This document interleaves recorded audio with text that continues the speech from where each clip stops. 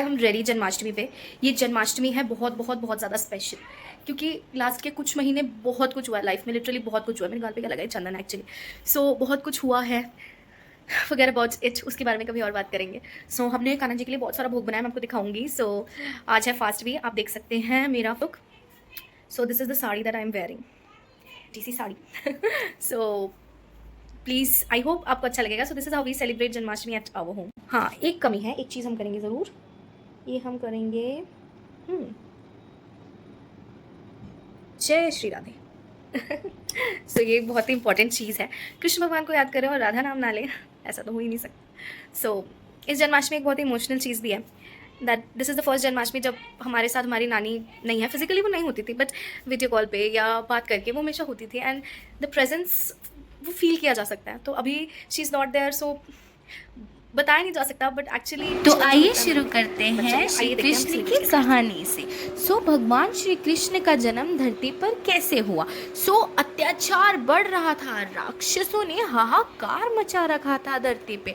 ब्रह्मा जी विष्णु जी के पास गए और बोले, नारायण अब आपको 8वां अवतार धरती पर लेना पड़ेगा, राक्षसों ने आतंक मचा रखा है। नारायण बोले, ब्रह्मा जी आप बिल्कुल ठीक कह रहे हैं, अब अवतार लेने का समय आ गया है। बात आती है मथुरा के राजा उग्रसेन की।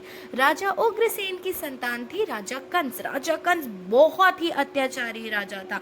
राजा कंस ने अपने पिताश्री को बंदी बना दिया और खुद राजगद्दी संभाल ली।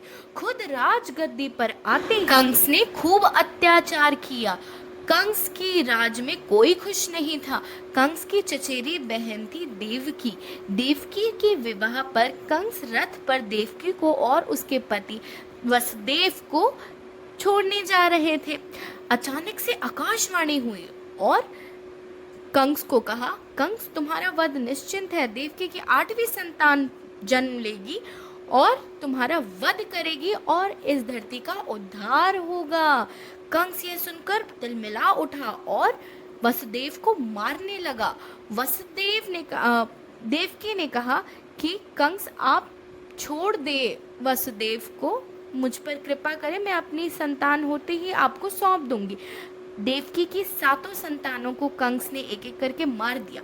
जब 8वीं संतान होने लगी, विष्णु प्रकट हुए और उन्होंने कहा, वसुदेव तुम्हारा मित्र है नंद गोकुल में, उसकी वहाँ पुत्री होगी, तुम जाओ और अपने पुत्र को वहाँ सौंपाओ और उनकी पुत्री को ले आओ।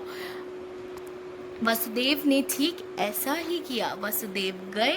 बहुत काली अंधेरी रात थी, वर्षा हो रही थी, यमुना का पानी ऊपर आने लगा।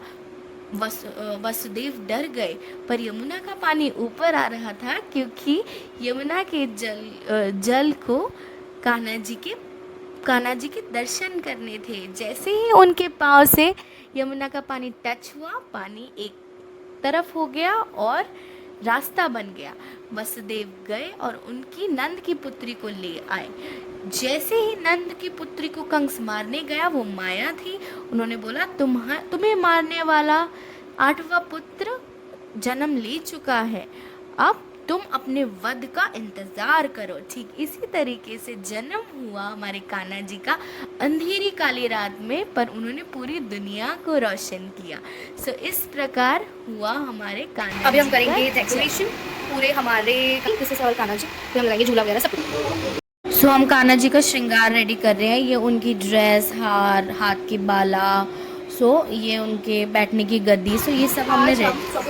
कान्हा जी की एक्चुअली क्या क्या भोग बनाए हैं वो बाकी जाएंगे, अभिषेक करते हैं। सो आइए, सो हमने बनाया कान्हा जी के लिए this is special custard fruits के साथ, and then specially this is halwa, मूंग दाल का हलवा, दिस इज पनीर। सो हमारे में बंगाली में चढ़ाते हैं पनीर भाजा, आलू भाजा, this is begun bhaja, and then इसके नीचे है हमारा this is kundu bhaja, and this one is कॉटू भाजा। सो एक्चुअली में बहुत so this is the thing. And बस फिर है तुलसी मैया, विच is the most important thing. The most important this is panjiri, जो कि हमने स्पेशली कान्हा जी के लिए बनाया है।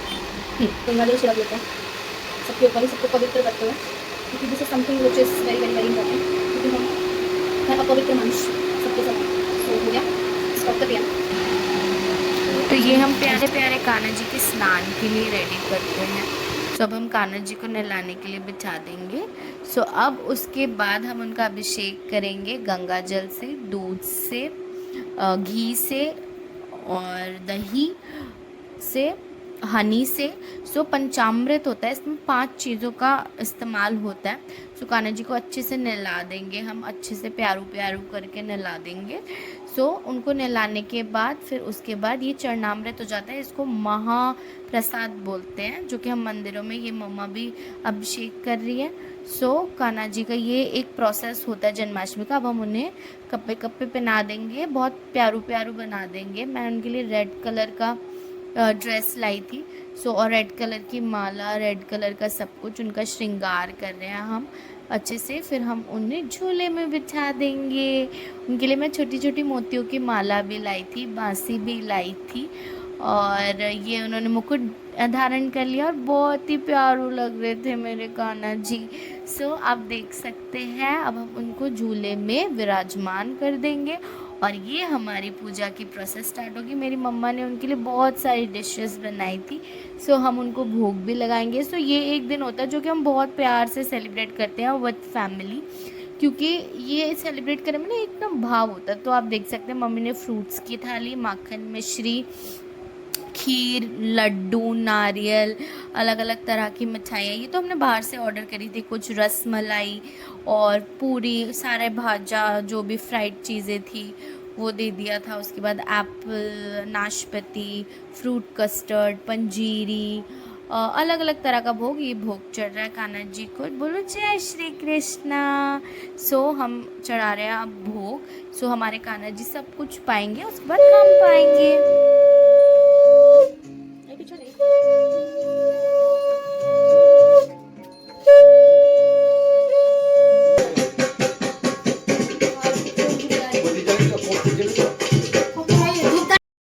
सो अब आरती की तैयारियां चल रही है। अब हम आरती करेंगे कान्हा जी की। सो अब फ़ोन रख देंगे साइड पे, क्योंकि अब थोड़ा हम एकदम ध्यान से आरती करेंगे कान्हा जी की। Stay tuned. आप लोगों को वीडियो पसंद आई और आप ज़रूर कमेंट करके बताओ कि आप जन्माष्टमी अपने परिवार के साथ कैसे मनाते हैं, क्योंकि परिवार के साथ जन्माष्टमी मनाने का एक अलग मज़ा है, तभी तो ज़िंदगी का मज़ा है। जय श्री कृष्णा, राधे राधे सबको।